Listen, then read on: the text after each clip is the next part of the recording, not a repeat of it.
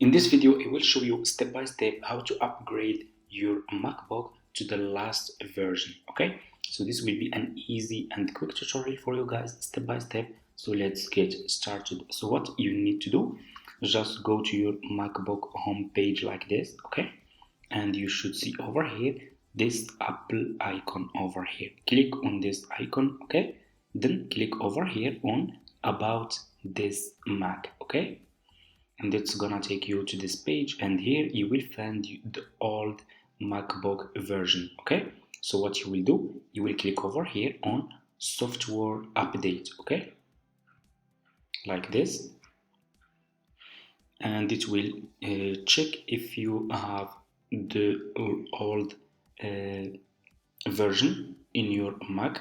Okay, so you just need to wait few minutes, even just few seconds, and as you can see, you will find, so for me this is the last version. Okay, so for you, you will find over here update. Okay, you will click over here on update. Okay, and you just need to wait few minutes and your MacBook will be upgraded from the old version to the last version. Okay, it will take just few minutes, and that's it.